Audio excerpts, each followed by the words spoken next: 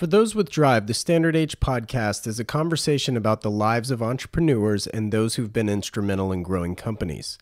It's hard to believe this episode kicks off Season 4, and today's guest is Damon Jones. Damon worked as an engineer for the likes of Aston Martin and McLaren, and then, as many of you may know, he served as the Vice President of Operations for Singer Vehicle Design.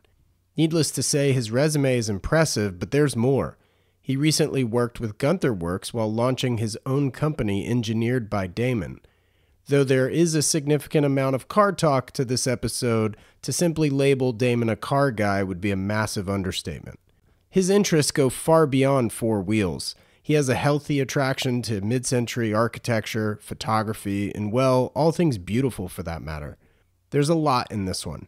We talk about the importance of story as it relates to products, as well as a deep dive on his Insta Famous Porsche GT4.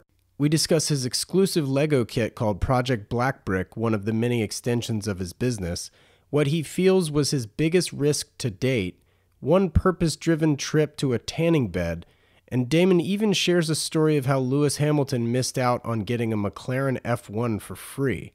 It's a fun one for sure. I'm your host, Wesley Smith, and you're listening to the Standard Age podcast.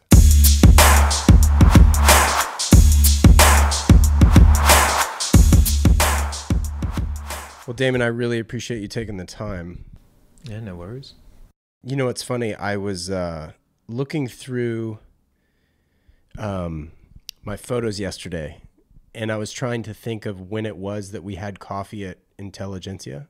Don't tell me it was a year ago. 13 months ago. What? It was October 7th, 2019. And this isn't to make you feel bad. It's or to make me feel bad, but it's just kind of like you and I have been talking about doing this podcast in excess of that 13 months. Yeah.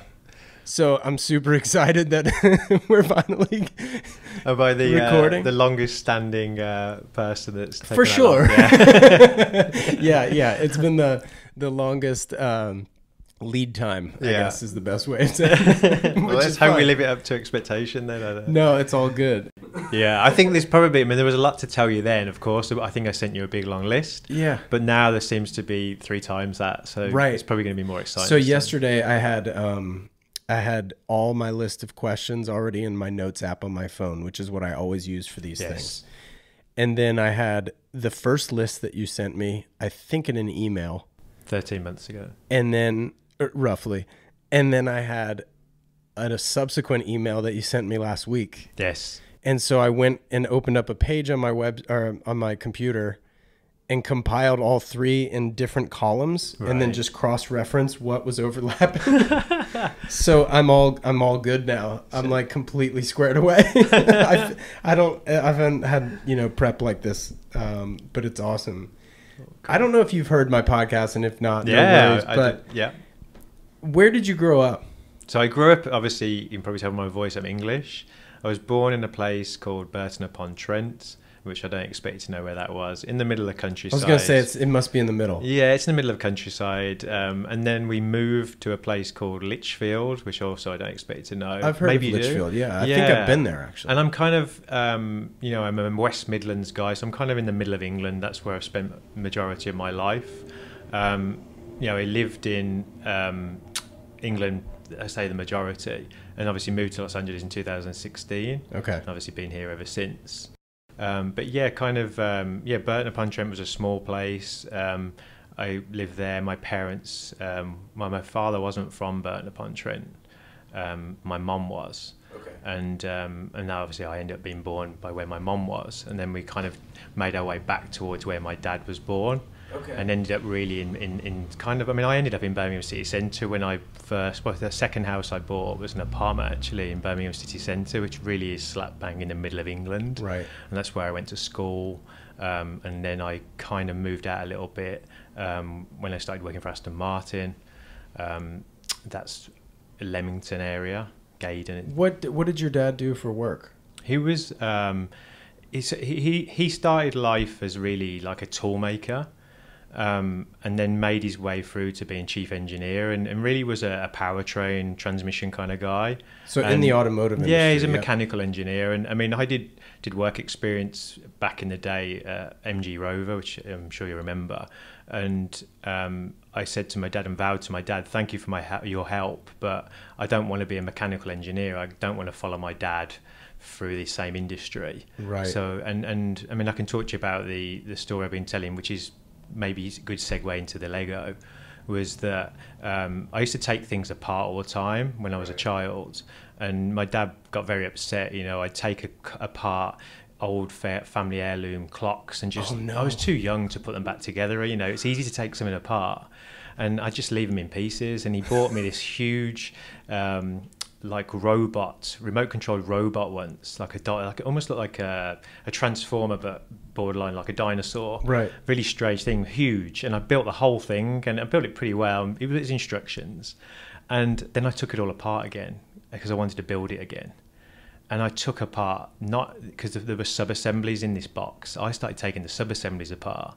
Of course, they weren't in the instructions. It never went back together. Right. So I was like, oh, my dad was like, oh my God. But then I started to get better and better. Practice makes perfect. And the story I told recently was that people asked me why I did this Lego car. And it's kind of full circle for me. You know, I build cars now that I have been for 20 years. And I used to build toy cars. And like the model kits. Yeah, like I used to do a lot of Lego. I used to like do things like paint small toy cars, like Matchbox toys, Hot Wheels. I used to paint them how I would want them to look, not how I'd bought them. Yeah, my parents had bought them. And my mom had a visitor, and I can't remember who it was, but she came in and said, who built this? And it was a Lego village. Pretty much, my mum said all the doors were all evenly placed, the chimney everything was where it was meant to be. And my mum pointed, and he did. And the lady was like, how old is he? And she was like, I wasn't even 3 at the time. And she was like, that's the work of an 8-year-old.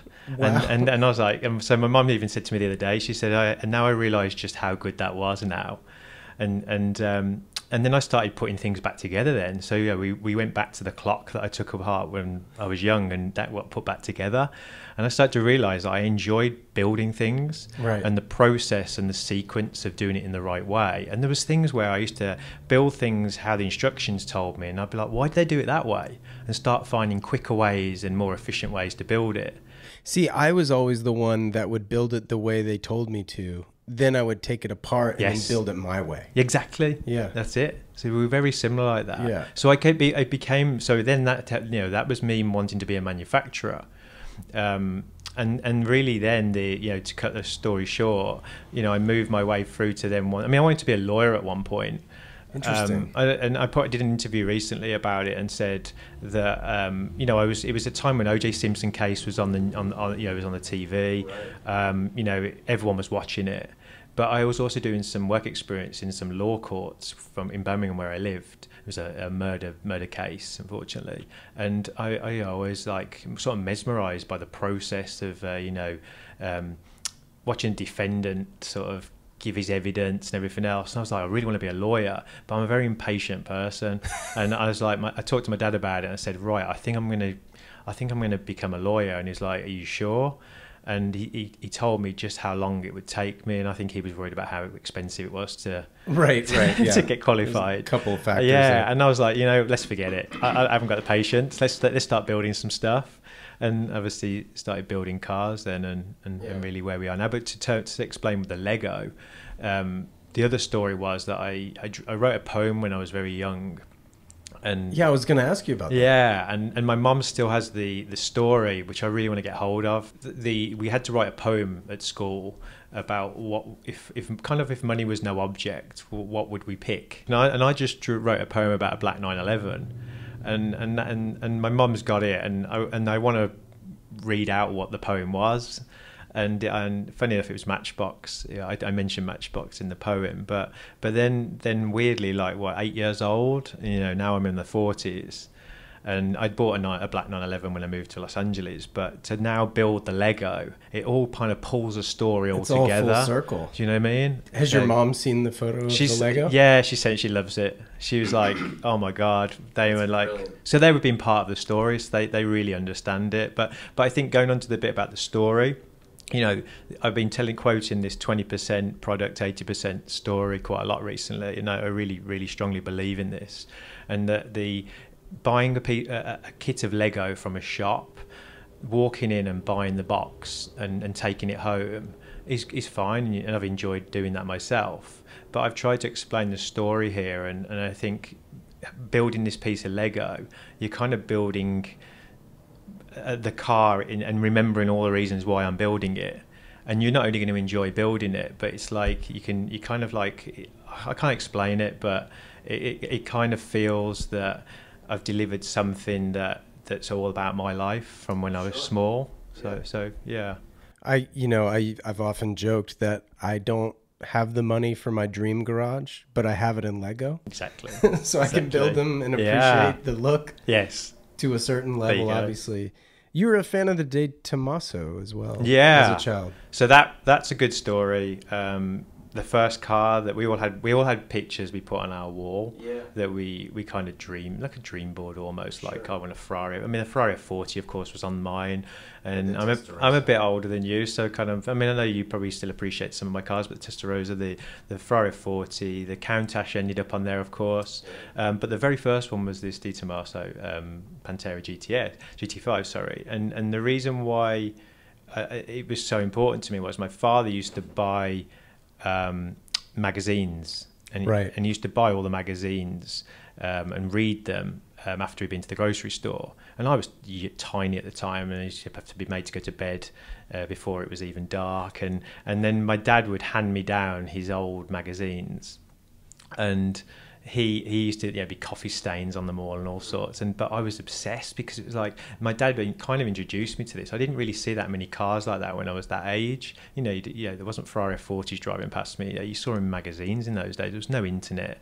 I mean, God, I used to go to the car shows, and that would the big shows, and that would be where I would see like all the manufacturers. And yeah, so this De Tomaso that ended up on my wall, a black one, black and gold it was. I've still got the magazine, and that ended up, pulled it out. I remember the two holes where the staples used to be. Yeah, exactly. It was in the binding. Yeah, and it was on my wall, and I used to look at it every night when I was sleeping, and I used to have these curtains that weren't very thick, so I used to be able to kind of read and see things until it was really dark. I used to just stare at this car all the time. And when you look at a De Tomaso, they're not the most expensive. I mean, they're not cheap, but they're not the most expensive of cars. They're attainable, and it kind of, whenever I see one, it just makes me go a bit wobbly at the knees. Do you think you'll ever own one? I want to, yeah. I was talking to someone the other day about it. I was like, I think I kind of need to buy one because it's so important to me. And then the story moves forward as well, that imagine being at that age obsessed with this car that I'd probably never going to own, or at the time I thought that. I didn't even know what I wanted to do for a living. And, I was 8 years old or whatever. And then I ended up, when I was working for MG Rover, we were developing the MG SVR supercar, and spent some time at De Tomaso. So, having a coffee as a, spotty engineer in De Tomaso, given where we'd come from, again, another full circle story. Yeah. And now I hear this week that De Tomaso are going to build their new car in America. No kidding. So, maybe there's a right down the street. Maybe there could be a conclusion to this story. Yeah. Maybe. Oh man, that's incredible.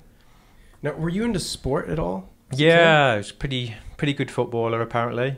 Yeah. I used to. When I say football, soccer. Right, of course. Yeah, not American football. I still don't understand the rules, but I watch it. And then so soccer. I was a good footballer. My dad really wanted me to be a Premier League football player, of course. What position did you play? So I played most places. I never played in goal. I started as right back. I was a very late developer. Like, everyone had a beard when they were like 14, and I think I got my probably first hair under my arm when I was like 17 or something. Oh, really? I was real late developer. I was the same way. But I think in a good way. I think this means we're going to be grayer later and older later. Well, I don't know. I'm married now, so it's starting to creep in. You got a few. And so I don't know, where were we going? Your soccer position. Oh yeah. So I was right back, which was right back at the back in defence on the right hand side. Yeah. And as I got stronger and grew older and started training even more and more and just growing really, I started getting faster and started being a bit more in a defensive way, I could, I was getting knocked off the ball when I was younger. Right. So I started getting stronger, and then I started realising that I gained a bit more speed, because I was a good athlete at the time. I was running for a running club, and actually trying to choose, do I do football or running now? I'm kind of good at both of them, but they started to help each other and complement each other. So then I moved to midfield on the right hand side again, but then I ended up in the front in attack in the end. And scored the odd goal here and there. So cool. I really enjoy. I mean, I'm a big football fan. And, what was your very first job? Very first job, like ever? I worked in a golf club. No kidding. Yeah, no one knows. Were you like cleaning clubs? No, I wasn't cleaning. I was cleaning dishes. You were cleaning dishes. Oh, yeah. So you were in the restaurant. I was in the restaurant. The country club. Yeah, but I was in the golf club world. Started seeing a few nice cars pulling up. No, what? How old were you? God. Probably, I mean, how young can you work there? I can't remember now, maybe 16? Yeah, I was 15. 16. I wasn't getting paid very much. I was cleaning some horrible dishes. But it was like, it was a lot of work for very little money. Yeah. But it was an entry into work life, I guess. And then I ended up working for a grocery store as a porter, which was a hell of a lot of fun. Wow. I mean, we had a blast at that place. Why? Were you just like bumping music in the back? Well, yeah. I mean, they always said, the pretty ones, like all the pretty cashiers would end up on the front desk, of course, because it was the aesthetics of the shop. Sure. All the, the ugly guys and everyone like me would be out the back, and we'd be like in the cold, but we'd be together. It was the lads. We were unloading trucks. The music was on. It's kind of like, it was a law unto ourselves. You'd be there till 2 o'clock in the morning, having a laugh. I mean, we were working. So were you stocking shelves as well? Yeah. So we were unloading trucks, and then basically splitting the whatever we took off the truck into these pallets that then would go onto the shop floor. So if you were a lady on aisle 13, putting all the cooking stuff on, you didn't want to start finding baked beans and bottles of Coke on there. You wanted to find what you needed. So we had to split it up, which is quite interesting because, again, it takes you a little bit further forward to when I'm in the car world of picking parts.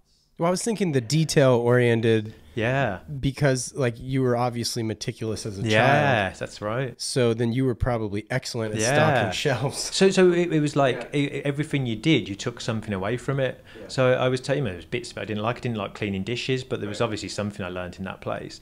Yeah, working as a porter, I learned things there as well. So you do pick something up from everywhere, and then you kind of try and take the best bits from everywhere you work. And if you can do that and create maybe your own company at the very end of it, ground up the right way, then that's really the name of the game. Yeah, for sure. So what did you study in university? Studied University of Manufacturing Engineering. Okay, so you weren't mechanical, because your dad was mechanical. My dad was mechanical. So what's the difference there? So mechanical, I mean, my dad was the mechanical engineer in that good example of my dad that talked about being a powertrain, a transmission guy. So he's the mechanics of making a transmission work, all the internals of making that, the highly complex job of doing that. Now, I enjoy that, but at the same time, at some point then, when all those parts arrive and someone's done a hell of a lot of work to make all that happen, someone then has to put all those parts together. And they will have to package together, and they will have to be built in the right sequence, and that they need to be serviceable, so they've been taken apart and put back together, because we don't want expensive service bills at the end. So I kind of, that's a really, really basic way of explaining kind of the difference. But again, it defaults to the process. It does. In quotes. Yeah, and everyone will always want to ramp up production. And this is why, if someone delivers you a product, then can you ramp it up? So when I joined McLaren in the very early days, when did I join there? 2011. 2011, empty factory. We're building the 12C at the time. We were kind of almost delivered a product to say, you're going to build that. Now, we changed how we did things as of the time I was there. I was there for 6 years. And the time I was there, we started to involve ourselves a lot earlier in the process. So if I'm a manufacturer and I'm going to write a process and a build sequence, and a tech on the line is going to build this car at some point, we need to be involved earlier in the process, because to be handed a product, how do we know it's going to work? And that's where you can't ramp up a car if it's not being designed properly. So it's designed for manufacture, designed for assembly. So this was a real big turning point, and something that is one thing I did take away from that company, was that we have to be involved at the early stages. Most people are like, why do you need to be involved at concept phase? Now, I don't need to be involved. when someone's drawing with a pencil what a car looks like, but I do need to be there straight after that process to be able to say, no, we can't do that, or if we are going to do that, it's going to cost this amount of time or X amount of hours to build it. So it's really just the analytical aspect of building a puzzle. In what order? Yeah, and whether you like it or not, there is a feeling of someone's drawn a car and then they just hand it off to you. Right. And it needs to be, and the world is getting better at this, the car world now, about integrating everybody together to realise that actually, designer, you're in it till the end. How do you think that's improved? Like, so I think quite literally how. I mean, I can't talk for every company, but Sure. for ones that I'm involved in, I'm very, very particular about making sure that happens. Because at the end, it just makes life so much easier. Is there an example you can share where like you've changed something to make it better? Like what? McLaren was an example where I kind of created. We didn't do virtual builds, for example. We didn't do everything was conceptually designed on a screen. Then the parts were kind of, to a degree, were packaged together. But we never really did a virtual build where we had production people in there. And I said, right, every part is modeled in CAD, great, and we're going to do a virtual build. But let's bring in the technicians. Let's have a technician in who leads each of those areas to see these parts going together. And it was always a struggle because they're meant to be on the shop floor overseeing the build. And I would be that one that was going to take them away from the build and leave a production line running without someone in charge. Whilst we sat in a dark room looking at a computer screen, watching how the new car in 2 years was going to be built. So you're basically visualizing the process prior to actually doing it. So if it's a golf swing, like Jason Day, an Australian golfer, he always closes his eyes before taking the shot. Yeah. I think that's the same with, I've heard that story with football players. Yeah. When they take a penalty or a free kick or something, they know where they want to put the ball. Shaping the shot. They don't even need to really know who's in front of the ball or where they just need to kick it. How did you get the job at McLaren? How did that come about? My job at McLaren, so I was working at Aston Martin at the time. Was Aston Martin more of an internship type thing? No. So I was a senior manufacturing engineer there, part of everything really up to the V12 Vantage. That's a great that was car. It was a good car. It was my favorite, one of my favorite, and that was my last one really.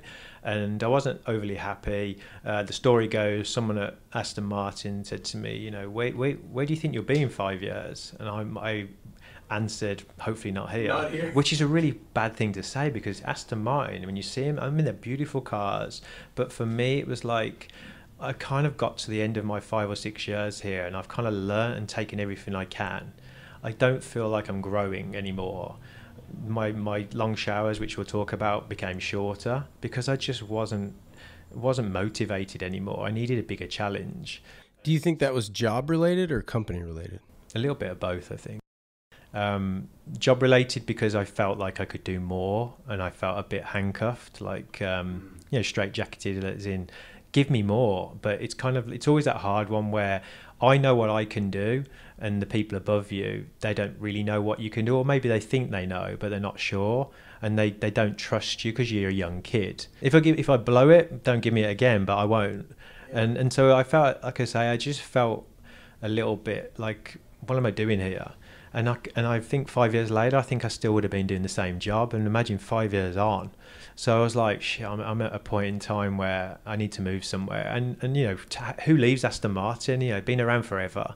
It's a safe job. I'm in my 20s. And now they're coming to F1 next year. Exactly. And it's interesting you bring that up because I feel like more employees should be asking their employers, where will I be in 5 years? Yes.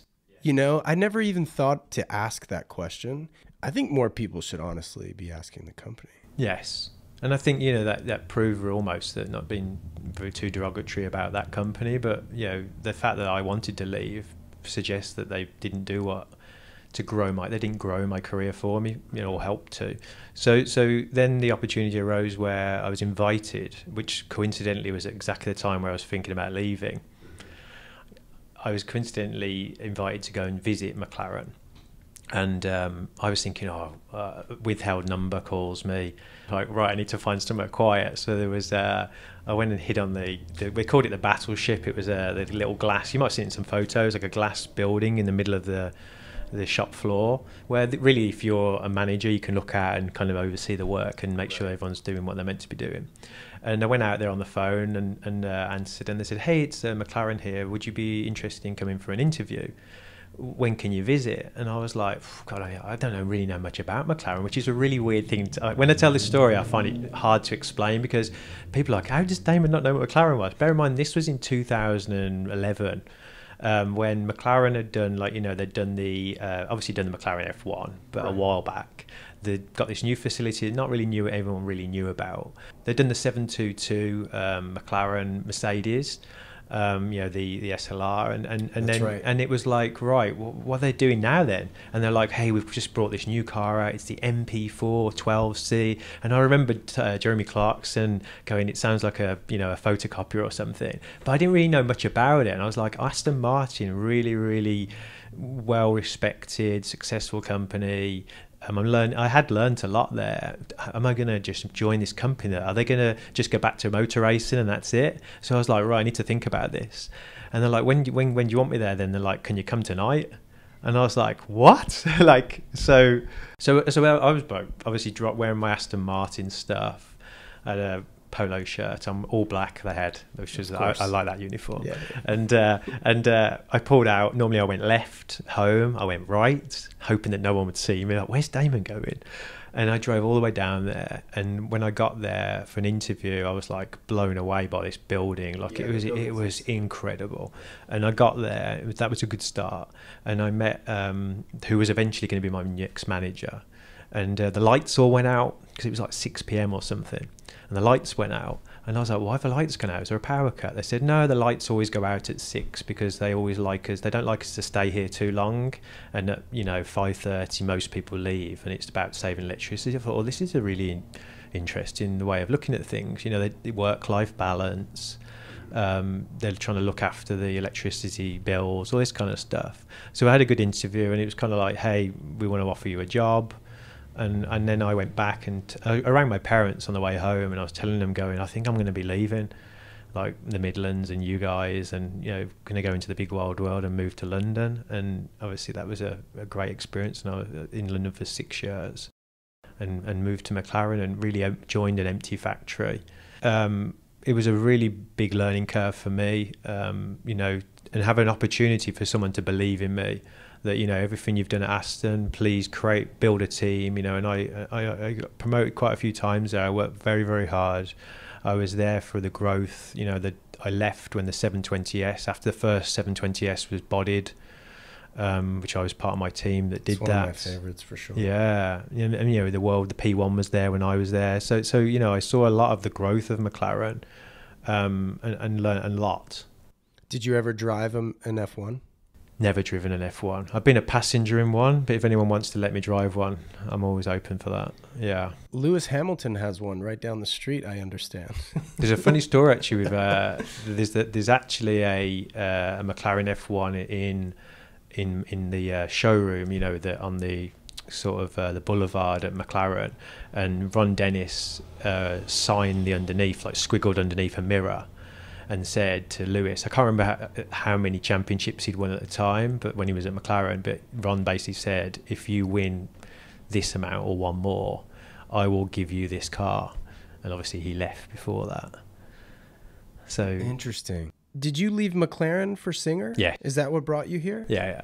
And you're close with Rob Dickinson, obviously. So was he personally recruiting you? How did you end up at Singer? this is a fun story to tell actually. So I was obviously working at McLaren. I was spending quite a bit of time in Los Angeles at the time. Been a couple of times, got quite a few friends here. Enjoyed it, of course. And someone once told me, I can't remember who said the quote, but it was like, if you're bored of London, you're bored of life. And I was like, I'm not really bored of London, but it's not that big once you've done everything you need to do. And I kind of like, I'm an explorer, and I like adventures, and I kind of felt like London will always be there. I'm Sure. English, I can always come back. But LA seems so exciting, I mean, we have to remember I was an English kid that used to watch films, you know, in the heyday, you know, the Arnold Schwarzenegger days, you know, Last Action Hero, all these cool films. I still get goosebumps when I see the Hollywood sign. That's it. There you go. It happened this morning. Yeah. So I saw it and I was just like, it's just so crazy that that's real. Yes. It just seems like it would be a set. Yeah. So can you imagine me? Like, I'm not American. Like watching these films, thinking, oh, I'd love to be there. So you know, I came over here to hang out with one of my friends, and then we were on the last day. I was in a hotel around the pool, and you know, I was pretty sad to be leaving, to be honest, to go back to England and back to McLaren. And he was like, "Why didn't you just move here?" And you know, my American logistics wasn't the best in those days, and I was like, I'm thinking I could get a job at Tesla. And bear in mind, this was 2016, where, you know, you moved Tesla back 4 days. It was kind of, you know, and my friend worked there, and I was like, yeah, Tesla would work. And he was like, you know where Tesla is? I was like, California. He was like, Damon, California is a huge place. He goes, that's a big commute. And I went and looked on Google Maps, and I was like, oh my God, yeah, that's not going to work. So I kind of started thinking, oh, what could I do? And he was like, well, why don't you go to like Singer? And I was like, Singer's English. Like, they're all English. You know, I was at Tower Hill Studios. I saw it at Goodwood. I actually sat in one at this Tower Hill Studios, and you know, I loved it, but I never really thought anything of it, because like at the time, you know, I was in a new car world, and I always liked classic cars, but obviously now it's kind of all I like, really, but I didn't even think of it. Like, you know, you speak to them all, they're all English. You just assume they're building these in England, and I want to be in LA. Oh, so you didn't even realize? I didn't even realize. Oh, that's funny. And then I Googled while I was around this pool, and I was like, oh my God, Los Angeles. So I actually emailed them from the info email on the website, sure. And I got a reply, and it was the engineering manager. And you know, great guy as well, very, very good at his job, and he emailed me back. So obviously, you know, he was doing a bit of plate spinning at the time. He was like looking after the emails and doing his own job, and I, you know, a good exchange with him, and you know, long story short, I ended up coming back out again. But you know, I didn't want McLaren to be suspicious. Why is Damon spending so much time in Los Angeles? Right. And there was nothing sinister on the ones before, but this time I'm like, oh my God, there's purpose. I'm going to a wedding like this. So I booked some time off, went for a wedding, and I literally spent a week inside Singer, getting to grips with what was going on there. You know, how did they need my help? Did they even need my help? Right, because you're kind of pitching yourself. Yeah. Just because you want to live in LA. Yeah, yeah, and you know, as you know from the poem, when I was young, I was a huge Porsche fan. Like, yeah, you know, to build Porsche, like this could be a dream job here. What Porsche was it at that age? 930. It was the 930. Yeah. Okay. Turbo, and yeah, and then so I spent a week in there. I literally spent a week inside a building, and I was like, oh my God, I'm going to go back. You know, it's pretty hot over here. I'm going to go back white as a sheet. So I ended up going to this sunbed shop. And it's a funny story, this. So I went in there. There's this like really nice guy in there. Like, I think he really nice, as in I think he'd taken a little bit of a fancy to me in West Hollywood. Right. And I was like, hey, I need to get a bit of a tan pretty fast. I'm flying back to England tomorrow, and I need to look like I've been lying on the beach for a week. Right. And he's like, well, you know, we have to be careful. You know, you don't go home looking like a lobster. I would advise using this cream. And he goes, I can help you rub it in if you like. I was like, no, you're okay. I'll work it out. And then he was like, how many minutes do you want to do? I was like, what's the max? And I think it was 40. I mean, I've never done sunbeds, and they're very, you know, they're very bad things for you. But this was desperate times. So I went in there. I did 14 minutes. And 14. But he told me to do 8. Right. So I was burnt to a crisp, even with his magic cream. And I went home, but I looked like I'd been in the sun for a week. So, you know, it was a bit sore, but I kind of done that. But yeah, sat down with them at the end of the week before I left, and, you know, spent some time in the hotel pitching like a proposal, and really started to realise that there is although people don't realise that a brand new company building brand new cars, like a Lego kit cars I call them, versus a guy restoring a car and building it, although they're very different automotive industries, there's so much that can be taken from both sides. So, you know, one thing Singer does very, very well is they're extremely good with the customer, and, you know, about the process. You know, the story I always tell is the BMW story. When I moved here, I wanted to buy a 911, and then realised that, you know, I was basically a person that would just pretty much was 16 years old again with no credit rating and couldn't buy anything. Right. And I'm like, oh, I can't buy what I want then. And I, you know, so what do I buy? So I ended up using the BMW Link, because I owned a BMW in England at the time, an M4, and they allowed me to do like an expat rule where I could go and buy a car here. So I leased a car here, an i3, because it was a good way of building up my credit quickly. And I remember going to BMW, and was that when they were doing those $199 specials? It was an absolute, but I think mine was $207. Yeah, I was gonna say it was like $200 for an i3. And I went in and I literally bought this i3, and the lady was like, right, here's the keys, you can take it now. And I was like, what? I think I was in a Volvo hire car. And I was like, hang on a minute, I've got a car outside. She was like, well, you need to take it now, you've bought it. And I was like, is that what happens here? And it really does, doesn't it? People do take cars the day they buy them, well, you know, pay for them later kind of thing. Right. And I was like, well, I know I can't take this car now. And she was like, you have to. And I was like, and then the story was like, I didn't have a US driving license at the time as well, and she wouldn't let me drive it off the forecourt. She said, you have to go and find somebody to drive it off the forecourt for me. So I was like, I was learning quick here. So for me, the BMW story, she got my business. We bought the i3, and then I never heard from her again. And I was like, what? Like, oh, I see what you're saying. And there was something missing. I can't remember what it was, right. in the you know, like a spare wheel key or something. And I was like, this is real bad. But the thing I really enjoyed and we learnt a lot from Singer was that, you know, you become part of the family as a customer. You're there 2 or 3 years waiting for your car kind of thing, and these people become friends with you. And this is back to that. It's about the story. It's about the process and the journey, and that's one thing what then could be taken backwards into the new world of this Lego car supercar build, where this is what can help the new car world. But from the other side, and what I brought from my own personal experiences and career, was I wanted to layer in process that was making these new companies. I mean, we've been through a lot of training.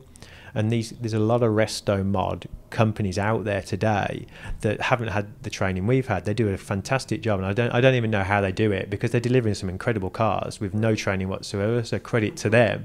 But then what about if we were to just drip a couple of lashings of organisation into there without losing the personality of the companies? Because, you know, when I was at Singer, I liked the fact that there was people in there, the artisans with the dreadlocks, the tattoos. Yeah. I was always one at McLaren where I'd been used to wearing the polo shirts that said McLaren on. I was used to wearing the PPE, the steel toe cap shoes, and we all looked the same.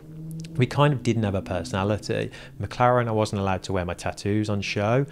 You know, if you walked around with tattoos, you get fired, kind of thing. Really? So it was, and you weren't allowed long hair. You weren't allowed a beard, really. It did, that kind of thing. It was a strange. I mean, things are changing now, thankfully. But Singer, it was like, hey, no, I like the fact that you can see each personality, and these are the guys building your car. And, to name people, Rod Emery, good friend of mine, I love how he does it.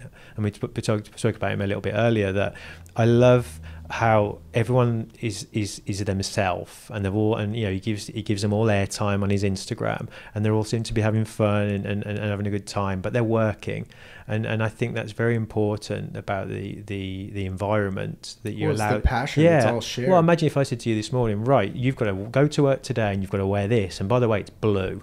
Imagine making me wear something blue, and I'd be like, no, it needs to be black, like this, yeah. And I kind of wouldn't feel comfortable to do a good day's job, because I wouldn't feel comfortable in what I was wearing. So, and I think that's something that should be really, really considered. Yeah, and it's interesting too, because, or at least it's, it kind of makes sense that Singer was that way as well, because I mean the company was founded by an artist, a musician. Yeah. So I could see how very easily that sort of corporate culture was set very early on. Yes. Yeah. What was your typical day like there? Yeah, every day was different. It was great. Like, you know, That's it was the best. it was you couldn't you always had a plan. I mean, every day, you know, I'd have that shower in the morning. I'd be like, today I'm going to attack these 13 things. That's what I'm going to do. You get to the end of the day, the 13, maybe 12 would still be on the list, because you'd be putting out fires in it or doing something else. Or it was always fun and a lot of variation. Yeah. Do you have a favorite build of theirs? Be it like a color combination or anything like that? I always weirdly liked. Did you see the one I posted the other day? I posted the pistachio, that commission. I really like those colours. Is it green with orange? It was a pistachio colour with like an orange, side stripes. Yeah, it was a 3.8 as well, which obviously everyone naturally, you know, kind of was magnetised to the 4 litre. You know, but 3.8 was punchy. I liked it. Well, the 3.8, how is that engine different than the 991 GT3 engine?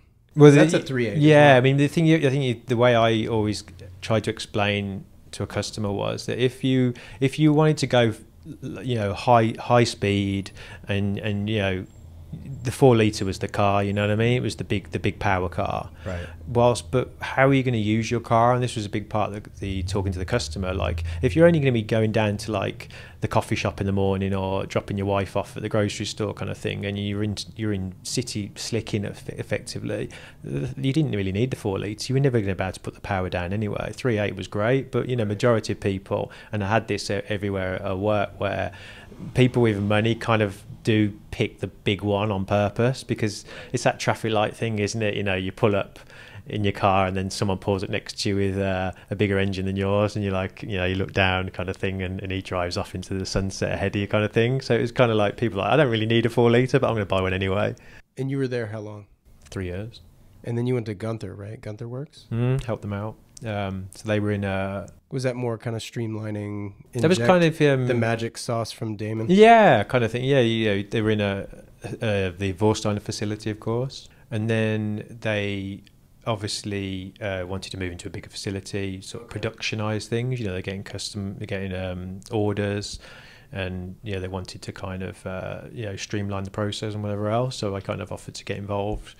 Obviously move them into their new facility, kind of started to lay them out, and now I hear that, you know, doing all right. So the position wasn't very different for you?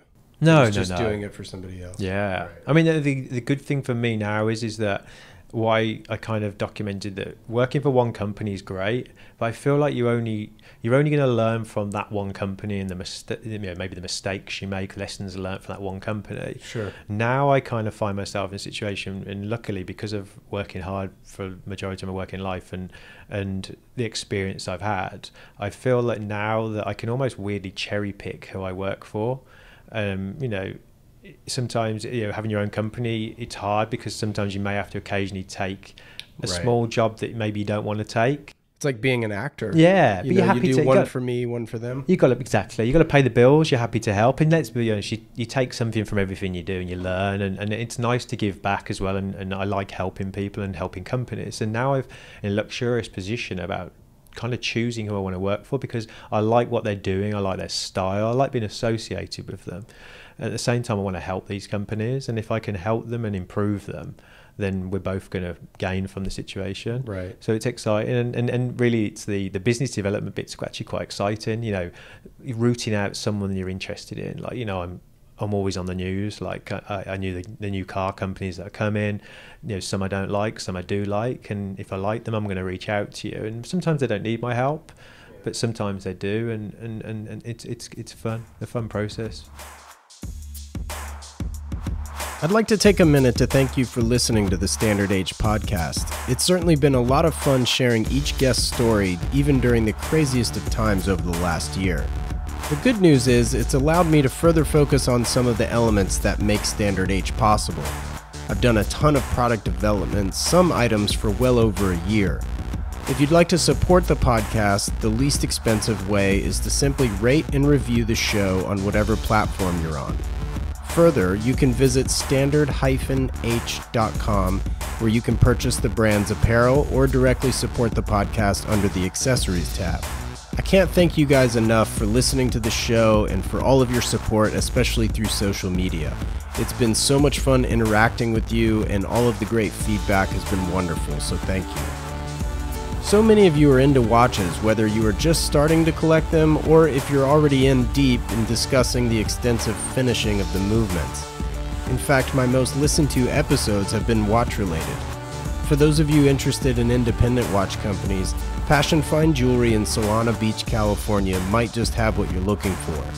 Previous listeners may be familiar with owner Tim Jackson from episode 1 of the Standard Age podcast. He and his team are certainly a wealth of information while offering incredible customer service. Tim and his team are quite literally made up of family and friends, so I'm confident you'll feel very much a part of their community even if it's your first visit. Of course, if California is out of reach, definitely visit passionfinejewelry.com for more information, or visit Tim's blog Independent in Time for a deeper watch dive. Now let's get back to the show. Having driven both, right? Because Singer specializes in the 964 body. Yeah. Kind of a best of, if you will. You know, the best wheels, the best this and that. It's kind of the Lego kit. Yeah.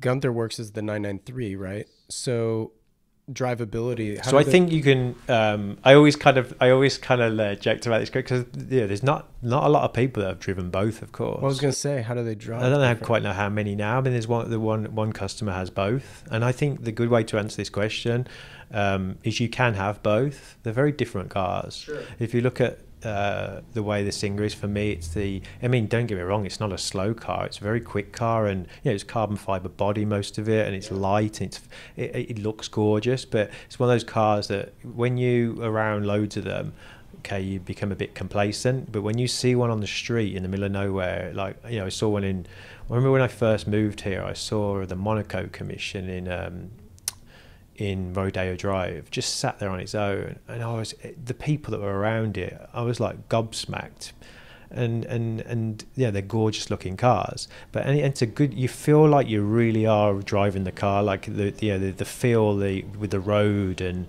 your connection with the road. It's a great car, but it's also a car that you could drive down to Rodeo and drop go to dinner with your wife and look the business, whilst the other car I feel is more track focused.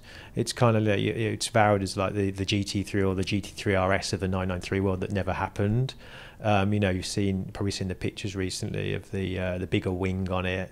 They're going for times and you're going for performance, and Singer does perform, but I feel like I really do feel like they're going after different markets. Right. So Singer's kind of more the fit and finish. Fit and finish, it's classy, elegant, and still performs. Whilst the other car, I feel like it's more of a performance, fastest lap kind of car.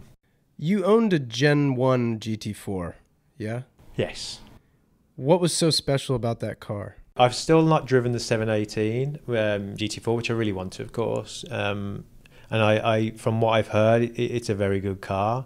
So the 981, so I need to drive them back to back almost again to feel the differences. But the 981, the thing for me now, the young pretender is always the car that I always like. So when I was at Aston Martin, we got to drive them, thankfully, all the cars, DB9s, the everything. DBS. DBS, exactly. But everyone would be like, hey, what's your favourite car? I'm like, the Vantage. They're like, what? It's the cheapest one. I was like... The 8-cylinder. Yeah, but I like, the thing I liked about the Vantage is I was there for both engines they brought out and felt the difference between the two and the facelifts and everything else. But the thing about the Vantage was it was such a lovely sized car for really, and I kind of explained the Vantage to the DBS or the DB9 in the same way that I kind of explained the GT4 versus the 911.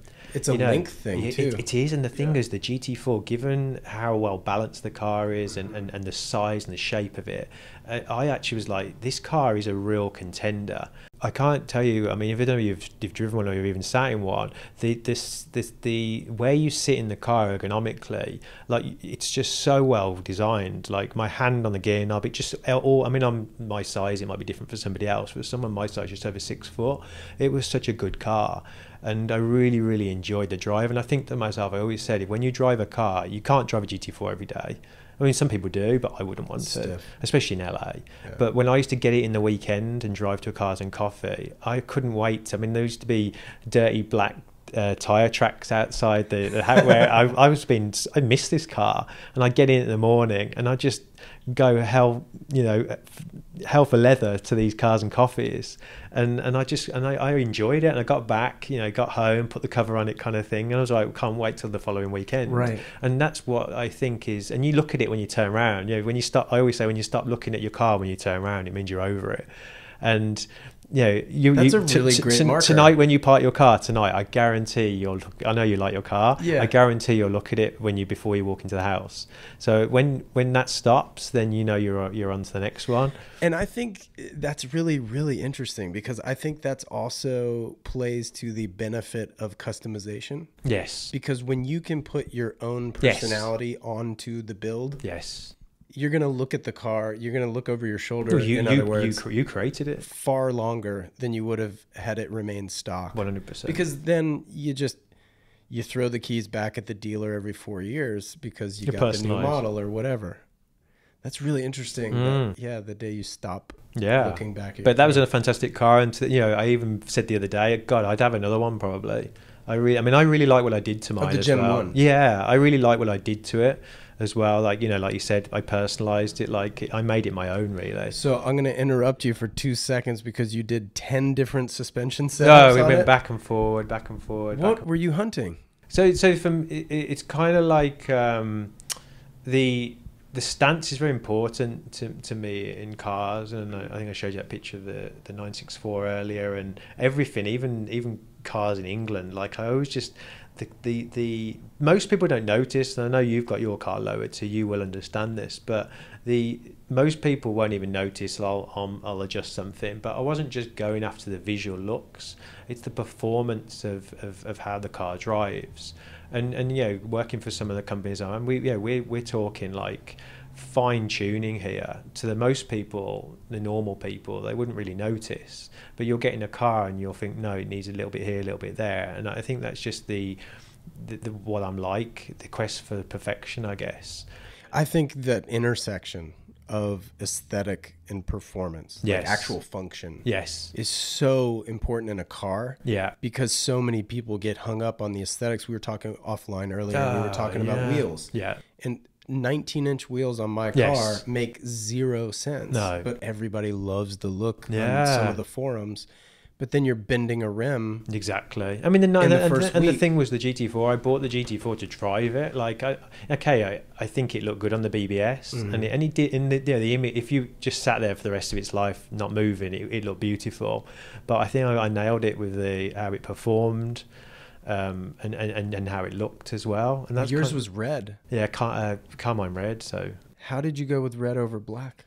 So at the time, I actually was thinking about buying a Boxer Spider at the time, because I just couldn't find a GT4 anywhere, and pretty much the same car with that roof. That's like the removable cloth. But it's the first one. I still like the Gen 1 of those, but the Gen 2 one's roof's a little bit easier to put back on.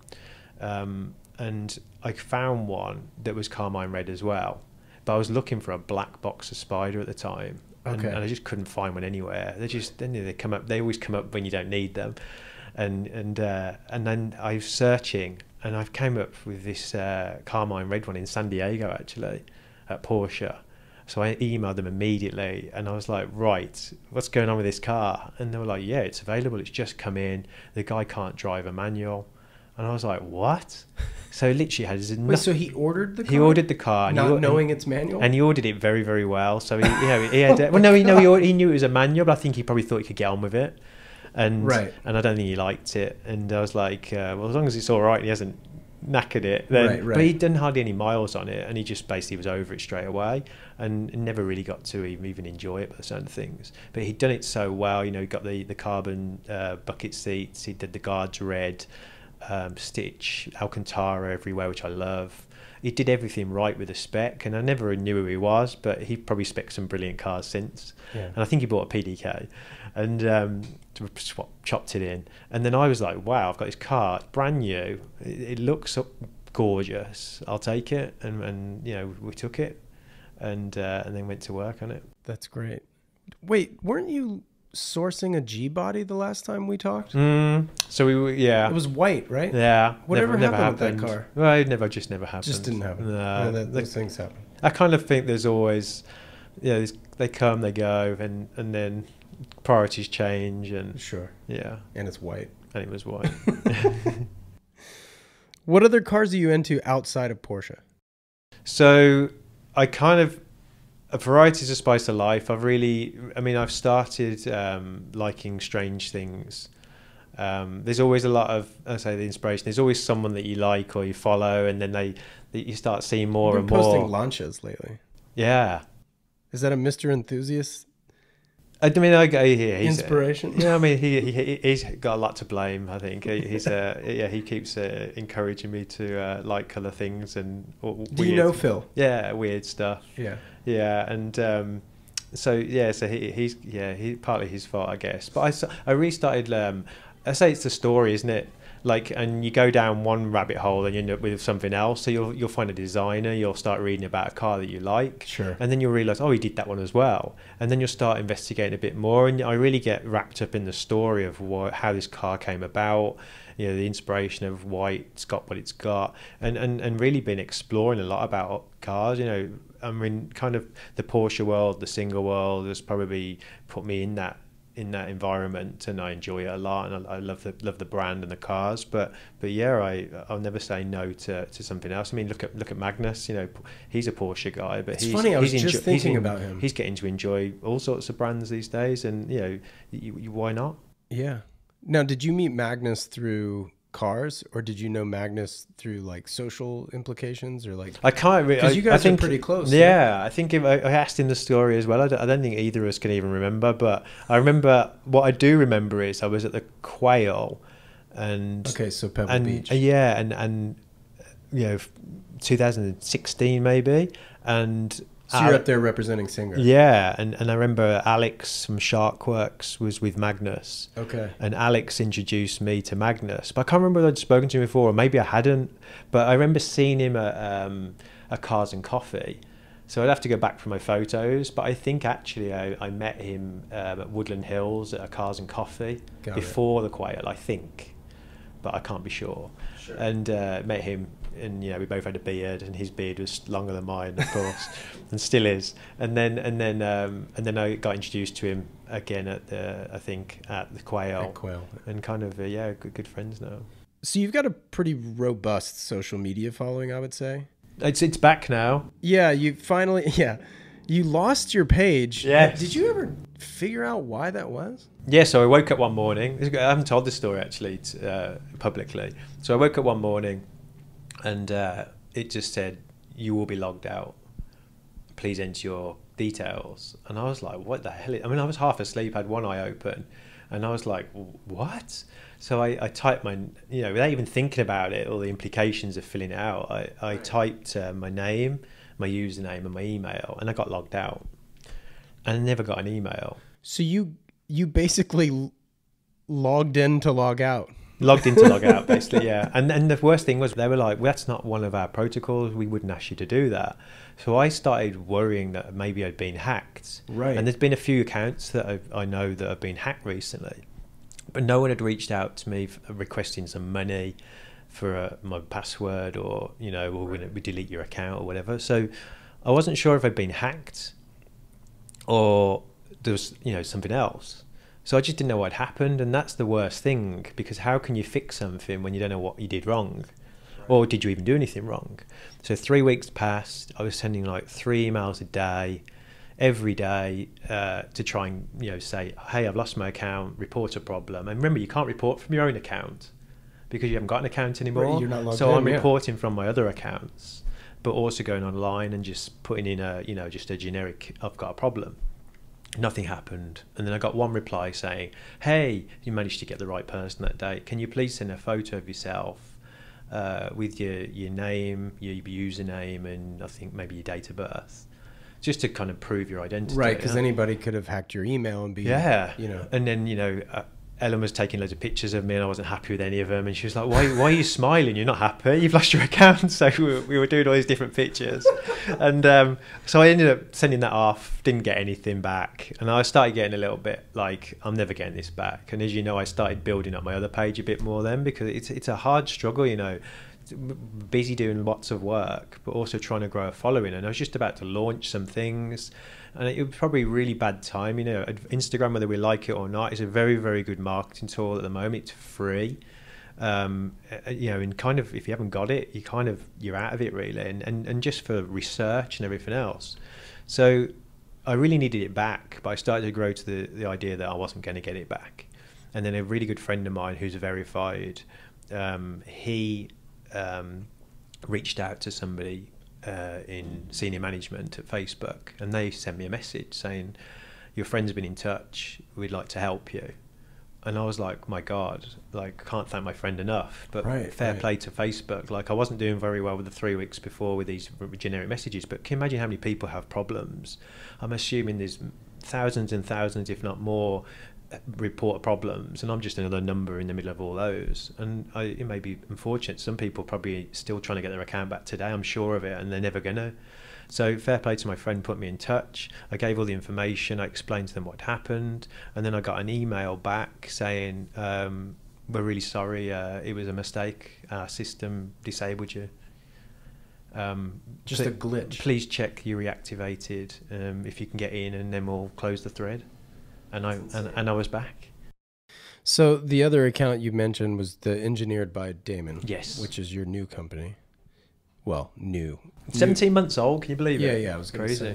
It's a year and a half. Yeah. So I started building that account. And then I actually obviously have my mid-century account as well, which is... Right, Mad for Mid. I was going to ask you about that later. Yeah, kind of. But like what kicked off Engineered by Damon, excuse me. So remember when I came to the end of my time at Singer, I was like, what do I want to do? What do I want to do? Mm-hmm. I kind of have a lot of ideas. I've done nearly 20 years in this industry now. I enjoyed cars, still enjoy cars. I always want to be involved with building cars and driving cars. So it had to be something to do with engineering and driving cars and building them. Mm-hmm. So I created the idea where I wanted a business that would grow into something more, maybe one day, a brand. And you know why I'm going with this, because you have your own brand. And there has to be an end game. And the end game is always like, I think I will create a brand, but I will start with what I'm good at. So if I'm good at, you know, cars and manufacturing, it makes sense to start in that world. But the car world and the watch world and the lifestyle world, they all overlap.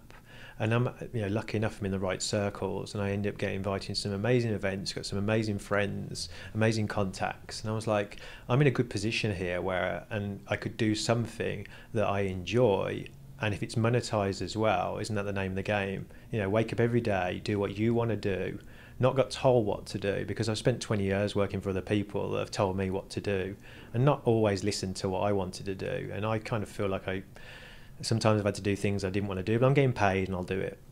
So now I get to wake up every morning and go to every meeting I want to go to, ones I've manifested. I get to play with things I enjoy. I get to do exactly what I want to do. And yeah, it's hard work, and I can't, you know this, but I can't quite explain just how hard work it is. I do huge amounts of work. 2 o'clock in the morning, you can always email me, I'll be awake, I'll be at the computer, I'll be working. It's hard work, but the cogs have turned. The first 2 years really are the most difficult. It's really hard work, but I really feel like we're getting there. And weirdly, I hate talking about myself in this way, and I am a very humble person, but people seem to enjoy what I'm doing. And I mean, if people listen to this, I love hearing from people. I think it's because it's authentic.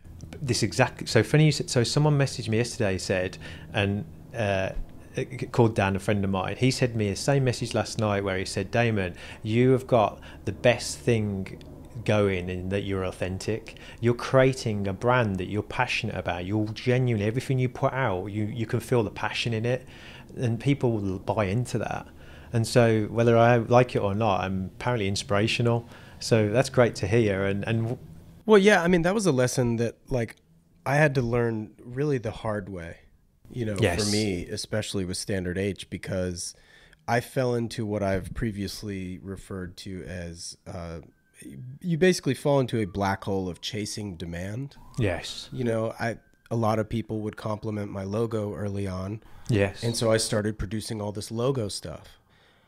I don't like logos very much. Yes. I understand their importance. Yeah. I understand they have a place. Yes. And I will still make products with a logo on it, of course.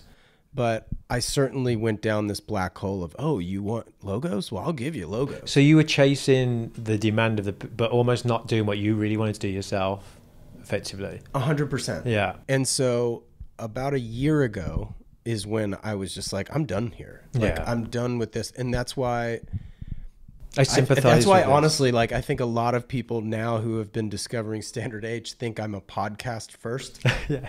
Which is almost kind of frustrating because I'm like, no, I'm an apparel and accessory brand first. But when I saw the, I haven't followed them yet because you need to post some more stuff. Yeah. But the cycle page as well. It's like, the cycle squad. But you're really becoming a brand. It's great that you're. That's like a little capsule collection. Wow, and this is why I always have a good rapport with yourself because I know you get it. Is that someone messaged me a year or maybe a year ago saying the thing I really like about you, Damon, is you seem to do everything you enjoy and somehow whether you it looks like you monetize it, but you somehow manage to, like, you're into mid-century architecture, you're into cars, you're into watches, but you seem to be doing all those things every day and you're creating a brand around everything you enjoy. And this is what you're doing. You're cycling, you like clothes, your watches, you're doing all that. So if it all works out for us, and let's hope it does, we kind of created an enjoyable place to work, didn't we? Well, in addition to that, there's so much overlap. Yes. Be it our passion for watches or our passion for Porsche specific, or just cars in general. Yes. Like,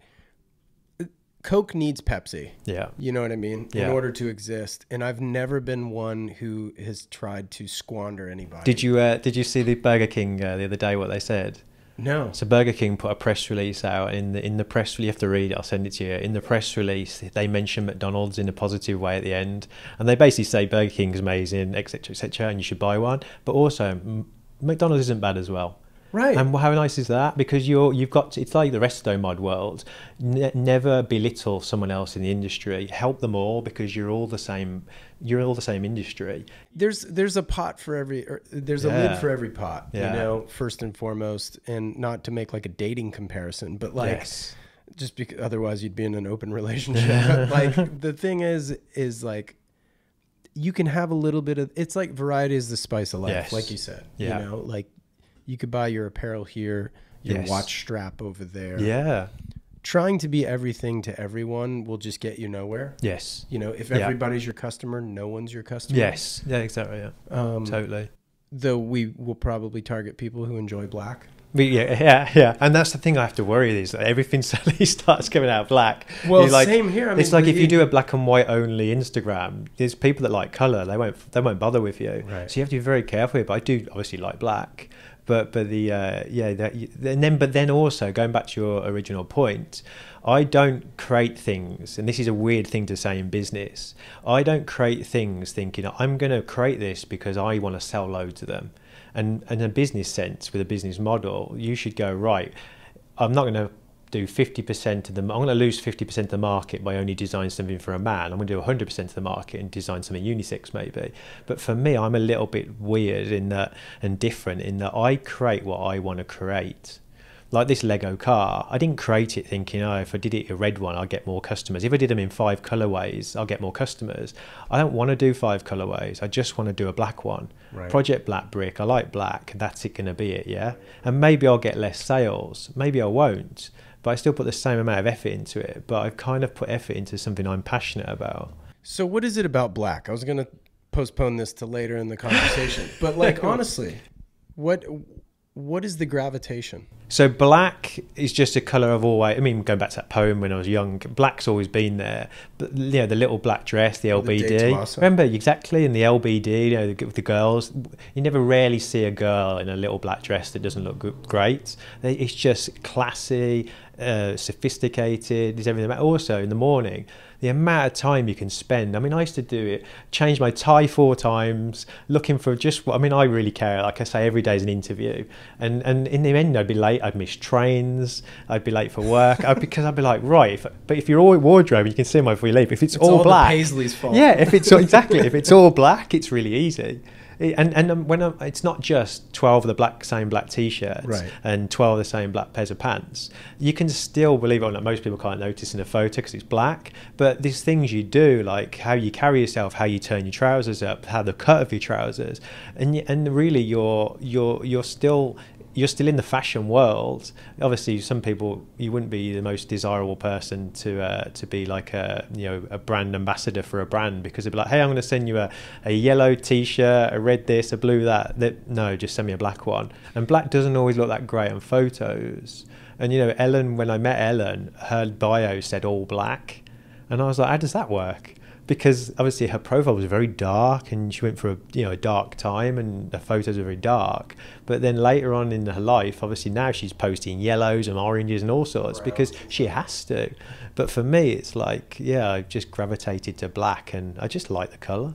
Well, I think there's a bunch of different like forks to this road that we could take. One being, less is more. Right. But I think honestly, when you strip it down, and really it's, I guess, more a conversation of minimalism. It is. That you can genuinely, if you're built like us and are a sucker for details. Yes. When you strip away the distraction, if you will, the noise. Yes. You start to notice. Well, look at your t-shirt. What you told me, right? Right. It's a black t-shirt. We're all in black here, yeah. And it's a black t-shirt. Now, if it was a red one or a blue one, you could still do all the details you've done. But because you've stripped it back to being black, you're now getting really into the real inner detail here, where you're putting these little details. And I've seen them, and they're great. Well, and I think that's the thing. And I think another part of it as well is when you turn up to a meeting, I'm just look boring. I'm all black.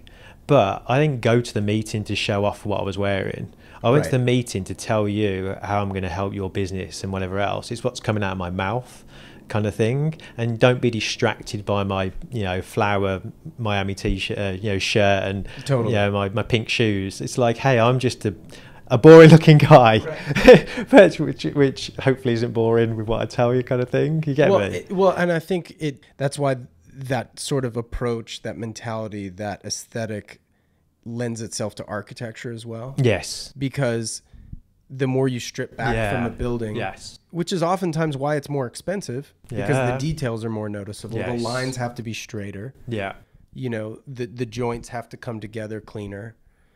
And I think that there's a lot of people that don't understand, like, because we're both into architecture as well. It's like, all that house looks just like a box. Like, why is that $1 million? Yes. Or, $5 million? Yeah. I mean, when I went to the Wolf House, I don't know if you saw those pictures of Wolf House by John Lautner, probably my favourite architect. Yeah. And so some of the thing back in the day, well, we're not talking like 2020 here, we're talking like 50s, 60s really, even before that. I think what he was doing, he was so ahead of his time. But you think yourself, a lot of people complain about mid-century buildings now, that they were horrifically built. I speak to present-day architects all the time, and they're like, Damon, this house is about to fall down. It looked great, but it was terribly designed. But not Lautner. But the thing was, when I went to the Wolf House, Lautner, like, he was an engineer as well. Like, he had a good team behind him. Like, the pieces of glass in that building, I can't remember how tall they are now, but very tall pieces of glass. There was that earthquake, wasn't the Northridge earthquake? Nothing moved.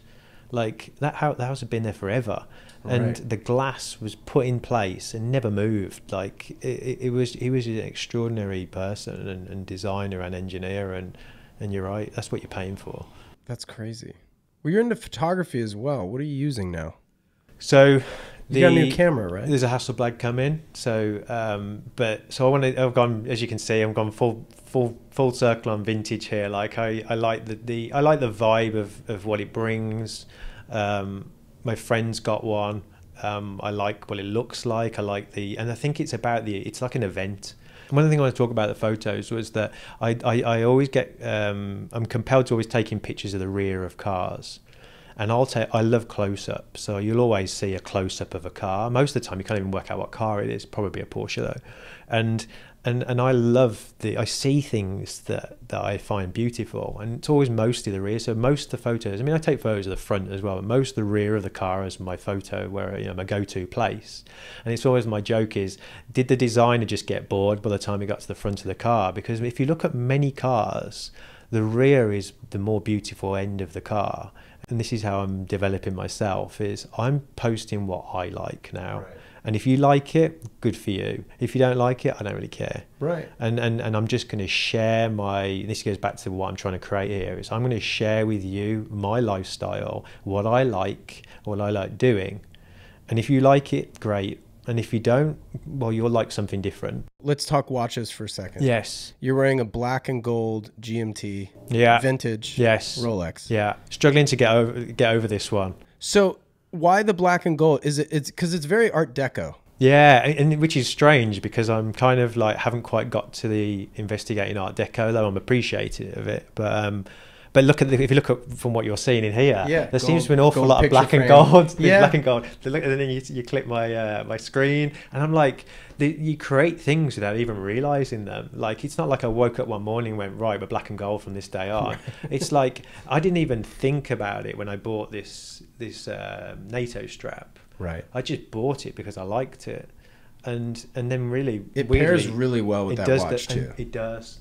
And there's, I mean, this is 1979, and I'm, you know, I've ummed and ahed about moving this on, and I just can't do it. And I just like the fact that, you know, my sister's somebody who is very, very aesthetic, very, very high quality. She'll buy something like, it's a good story. She bought an Apple mouse a couple of years ago, and brand new.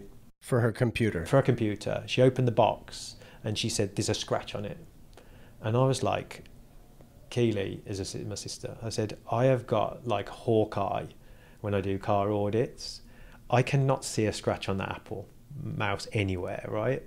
And if it hasn't got one now, I'll have one in there in a couple of weeks from yourself. She's like, I want it taken back. So she likes new things. She would never buy an old car. I don't really know where that scratch happened here and that scratch happened there, but I know that someone had a bloody good time with it. And that's cool that there's a story with it. And I've probably added my own scratches since. Yeah. But my sister would have gone, I can't wear this thing, get rid of it. Right. And I'm like, now I'm all right with it. And it's changed how I used to be very, very, very particular about things. And I was like her. And I've developed in this way now. Like, I'm probably hanging around with Magnus too long as well. Like, you know, so me, I've definitely changed how I've looked by hanging around with the right people. I'm enjoying things more. I like the story, real big story fan these days. That's amazing. And now and I think because of this now, I've kind of become even more attached to this watch, and it does always turn an eye as well in how you. I mean, most people would maybe have a bracelet on this. And a bracelet just doesn't work for me on this watch. So yeah, we're NATO guys. So and there's very different NATOs out there you can play around with. I've been messing around with all sorts of like seatbelt materials and everything, trying to like, you know, try a different feel and mix it up. And people are like, hey, you've got a new watch? No, I've got a new strap. That's the best thing about straps. Yeah. It totally changes the watch. So I really like this watch, but I am looking for a walnut kind of burr kind of dial now on like a day date kind of watch now, like something like that, something old again, maybe 70s. Gold? Yeah, that's what I'm looking for next. That'd be really nice. I mean, a gold day date, it doesn't get more classic. I always wanted to do a vintage day date gold, but I always wanted to put a black authentic Rolex leather strap on it, with a gold clasp. I always had that idea in mind. Maybe small, it feels like small is getting more popular. Right, it's going that way, isn't it? The small, not 36 millimeter. Yeah. What do you consider to be the biggest risk you've ever taken? Biggest risk I've ever taken? I've done a few actually, and I think with risk comes great reward. And what's the worst that could ever happen, I guess, is the way of looking at it. I mean, if you've got a little bit of money in the bank and it doesn't quite go right, you can fall back on your feet and go. If you've got a career, you can always go back to what you were doing. I always say that as well. You can always get a job. Right. So why not go for it? But it's kind of like London. Yeah, I mean, you can always go back to London. I can always go back to London. Yeah. I mean, the risk really was moving from have this massive support from my parents, and actually weirdly got closer to them now, even though I'm 5,000 miles away from them. and talk to them every day. But moving from my parents when I was in my 20s down to London, and then leaving it all behind, that was a big risk for me. Aston Martin was a big job, safe. That was probably my first big risk, but then it kind of gave me a bit more confidence that risk is worth it if it's calculated risk. So I wouldn't just go, I'm going to go down there and pack my bags and go down there and hope it works out, because people do that. Yeah. But I'm like, no, I'm calculated risk. I'm very organised, and planning is a big thing in my life, where I'd be like, right, I'm going to go there. I'm going to do this. I'm going to do this. I'm going to do this. So it is calculated. And then obviously another one was leaving the country that you live in with an amazing health service. I didn't even pay for anything. My family, leave all that behind and move to America. Right. On your own. Right. And that was probably my biggest risk. But I had friends here, but I had no family here, and it's still hard work today. And people forget that as well, that I didn't just move to a different job in the country I lived in, where I had a bank account, I had my family, my house, my car. I no problem buying a car. Exactly. I basically left all of that behind. Yeah. Got rid of all of it. Moved to America. Started a new job. Got a new house.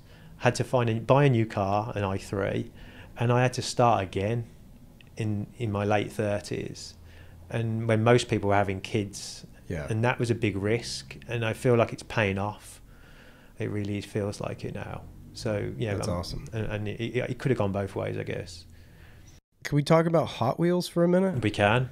So what is it with these cars? Why is it literally the same old men don't grow up, we just get older? Yes. So yeah, we're always kids. And the thing about Hot Wheels was, and I've told you this story before, it's like a Charlie and the Chocolate Factory story for me. It's the gold ticket thing. So get the gold ticket, you get to go to the factory. It's what everyone wanted. Remember, the film was amazing, and I'm like that. Like, I almost weirdly get excited when I don't find a Porsche Hot Wheel. So I only buy Porsche Hot Wheels. A couple of people have given me some non-Porsche, and I like presents, so I've kept them. But I only buy Porsches. And when you walk into a Ralph's, and you're confronted with a wall of like 200 different Hot Wheels, to try and find a Porsche in there. I mean, I'm literally a fully grown man in his 40s on the bottom shelf of a Ralph's upside down trying to find a Porsche like 917 or something. And people walk past me, but they always stop and go, "Oh, I love Hot Wheels," because everyone has a Hot Wheels story, and it's great. And and my story really was that I was from a world of Matchbox. My parents always bought me Matchbox toys, right. And Hot Wheels really is a big American thing, isn't it? And I had Hot Wheels, and I've still got them in England, but I was a Matchbox guy. So when I got here, not only did I start finding them on eBay, the old vintage ones, and again buying a 1973 Hot Wheels. I mean, look at this one. I think that's a 74. Look at that one, unboxed, so it has to live on the desk. But that's probably my favourite one. Ducktail. It's gorgeous, isn't it? And look at black number 95. Yeah, but look, STP and Pennzoil. But look how like all things, look how heavy it is, and old school and well made. Steel is real. Yeah, it's gorgeous. So that I buy the vintage. The Peterson Museum always has some epic ones. Paying $15 for a $1 Hot Wheels, but I'll show you them after our podcast. But you'll like the collection, but. Yeah, and anything that I buy by accident as a duplicate, or gets taken out the box. I'll have to take a photo of this. Yeah, and ends up on the desk. So they're all over the place. Oh man, that's brilliant. So for me, it's the hunt. Everyone loves the chase. So my wife gets so mad at me when I stop in the grocery store. Yeah, she's like, "No, you don't need another one." Yeah, that's it. And you'll still be there. But they can go shopping. They'll do the whole shop and come back, and you'll still be there. 4 or 5 aisls down. Yeah. By the time she really don't you ever see something though that's interesting? You think, oh, I should buy it really, but I can't because I have got my allegiance. You know what I do in those scenarios? I buy them, but I give them to friends. Oh, so you've still got it. So I'll find like an old Datsun. Yeah. And I'll say, it's not me, but I know my friend Julian loves them. Yes. So I'll give it to Julian. Yes. I saw, I think it was an XJ220 the other day, and I didn't buy it. And I was like, and I saw like, I can't remember, probably it was a Datsun as well. And I was like, oh God, I should buy it. But I didn't buy them. I stayed strong. So your daily driver's a Macan, right? Yes. GTS? Yeah. Why did you choose the Macan? So a car that I've always liked, but always kind of thought like, you know, people jokingly said, "Oh, Damon, you're gonna have a kid, you're gonna get a dog," and I'm like, well, actually, no, like it's a, you know, it's you know, it's got a Carrera engine in it. It sounds amazing. I always had this debate whether you should buy a turbo or a GTS. I do like the turbo, but we like black. The GTS comes with all the black bits. It's all, you know, if you compare a price of a turbo to a GTS gives it away a lot of it for free. Also, turbo is optional extras. And I like black, of course. And I just like the look of the I don't really like the new Macan. Okay, it's overall it looks a similar car. I don't like the rear lights. I know it's the way it's going with the 992 and everything else. Like, you know, the models all have to look, you know, cohesive. Yeah, and I don't like it that much. I mean, I don't dislike it, but I do really like the look of the 95B Macan, which I've got. You know, it's a quick car. You put sport mode on. I mean, cold start sets all the car alarms off on the road. It's you know, wakes everybody up, and it's a grumble. I love the car, like, but if you just want to come out of a hard day, turn sport mode off and just drive home in comfort. We've got heated seats, also all the mod cons of everything. I just think it's one of the best all-rounders that there is out there. And, you know, now I have my business. I'm delivering parts around and picking Lego up and picking, you know, all sorts of stuff up, you know, pieces of fenders and everything. You can't, you can't drive around a GT4 and you know, collect a front carbon fender. So for me, it really is an all-rounder for me, and you know, we had some great trips and some great memories and some stone chips as well. Yeah, exactly. So let's talk about long showers before we wrap this up. Yes, the long showers. I met someone the other day actually that had, I didn't tell him this story, and whether he's heard it before from someone else, probably not. He's like me, so he told me he takes a note. He's got a waterproof notepad and a pen he takes into the shower, and I was like, God, this guy's even more than me. So I was like, I need to know what brand that is. I need one of those. So I take a notepad and a pen in, and we've obviously always got our iPhone on us if we need to, because, you know, I used to wake up in the middle of the night and think, if I wake up in the morning and I don't remember this, so we have to make a note and it's logged. So I had a notepad at the side of the bed, a notepad in the bathroom, but he was writing in waterproof pens in here, and I thought, well, this guy, we can be friends. And the long showers, there's something about flowing water. I mean, maybe if a writer could even use this kind of mentality, I would get in the shower and I'd have like a roadblock on something, just could not think about what I was doing. And I get in the shower and the water, the running water, it's warm in there, it's a nice place to be, a hot shower. That I'd be in there until it was cold, and I'd come out right, let's go. And I knew exactly what I was doing every day. And this was a good test to see how interested I was in things. So if I have a shower and I've got nothing to think about, I need more to think about. And if I'm in the shower and I need and the water starts going cold enough, basically I've been there too long, I'm busy, and you know, I have cold showers now that started hot. Like, I have so much to think about, so much on my mind. It's exciting times, and the long showers just really help me. And it's the same when you're at the beach, and the water coming in and out. That feeling of water, it's the movement. It's really, yeah, it's flowing water, flowing ideas, and I can't really explain it. And people maybe get in the shower next time and go, oh yeah, because when you're in the shower, what are you really doing? You're washing and whatever else. Right. You kind of, no one can talk to you really. You can't go on your phone.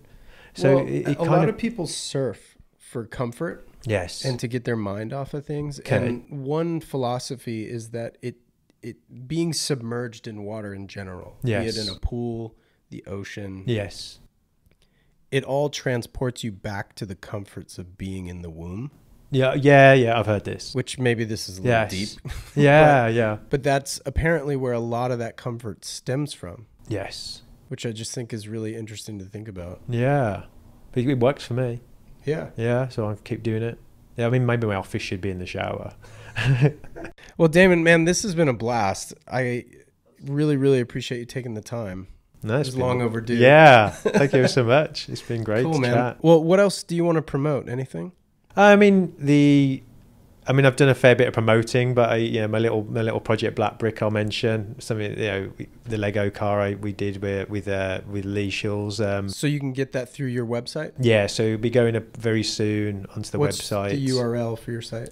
Just www.engineeredbydamon.com. Cool. So on there there'll be a store, and not only will that Lego car be on there. So this is one last thing I'll tell you about. I kind of advertised the other day that I'd start putting things on my website that I like the lifestyle blog. I'll write about them if I like them. So I like this product if you want to do a collaboration.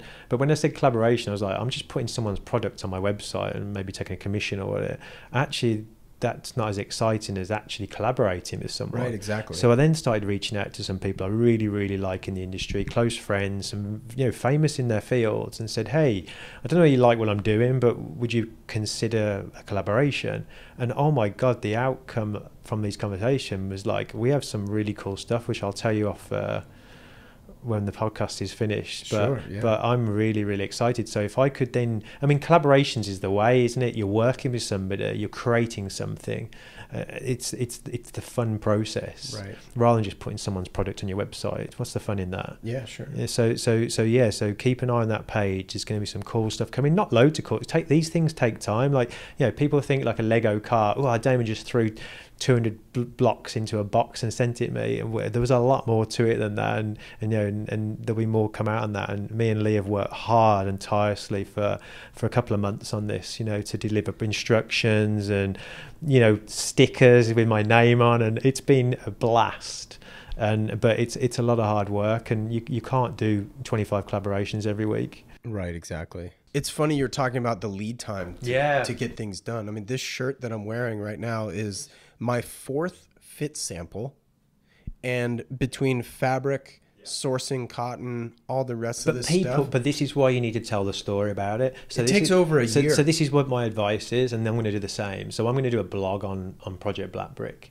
And I'm going to go, I'm just going to go the front face, this is what it is, this is the advert. Right. I'm going to go full on, integrate into exactly how this came about. Right. And how hard it was. And during COVID. Yeah, exactly. And if you were to read that, and you'd be like, oh my God, I want one.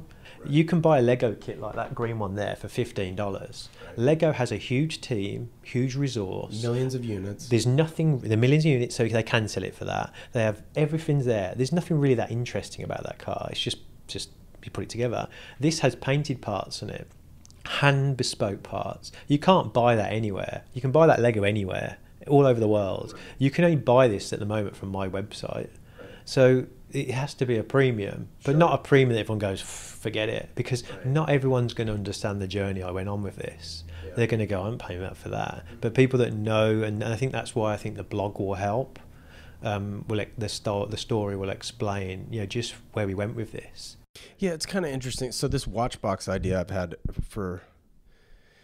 The idea is it what keeps the watch wound up? No. It's literally for transit. Like it's for storage and transit. Yes, and it holds 8 watches. Oh, nice. So if you have a small collection, it can house the entire collection. Yeah. If you have a large collection, a lot of those types of people like to go to meetups and they take their 8 best ones. Yeah. So you want to take your 8 favorites, not the whole garage, if you will. Yeah.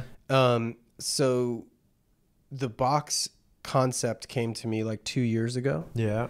And I've been sourcing... Sounds like a good idea. ...different boxes. I've been sourcing different interiors. I've been sourcing different logos. Yeah. How to do the logo. Yes. Do I metal stamp it? See, and I think even just that one product. I mean, the other thing the R&D costs. But the other thing I thought was, if you're a company that's going to deliver a book, one book, that's all you're going to do. Right. That's a lot of work to deliver one book. Yeah. Printers, everything else, and retail, setup. It's funny, the last podcast was with an author. It was, but imagine what we're going to try and do. You're doing, and my thing was, I'm a decent plate spinner, but what I've decided now is, I'll show you I've got a spreadsheet on my computer which is like 100 things long of everything I need to do. I've started, obviously you've got to keep some of them going, because you can't just ring them up in a year and go, I need this. Right. So you've got to keep them on plate spin, but you've really got to focus your efforts on 2 or 3 things, maybe even 2, because one person can't deliver 3 things all at the same time, really. They can. It's a lot. Did you build your website, or is somebody else doing it? So someone built the website for me initially, but then I looked at it and thought to myself, and this is a funny story, I do not have time to learn how to do Webflow websites. However, I want the ability to every day, because if I'm doing a blog, right, or I'm doing a store, if I want to add another print in there, I want to be able to do it. So I was like, right, let's do it. So yesterday, interestingly, I got as far as I could. So I built everything out from phase 2 is by myself. I'm not a website designer. I build cars and stuff and Lego cars. But now I feel like, do you know what? Like those quotes you were giving me for that website, I'm glad I didn't pay. If I go on there and think, oh, I've got to ring someone up and pay him $200 to change 3 sentences, I might as well or pay him a subscription each month. I'll just do it when I want. I'm in full control then. Right. So that's it. Damon, this has been a ton of fun, man. Thank you so much. It's been a blast, yeah. Cool. Part 2. All right. Yeah, exactly. Stay tuned. Yeah. All right. Cheers. It's always great to see Damon, so I hope you guys enjoyed this episode. His energy and enthusiasm is absolutely contagious, so I'm certainly looking forward to getting together with him again soon. I would definitely keep tabs on him, especially with regards to his new company, Engineered by Damon.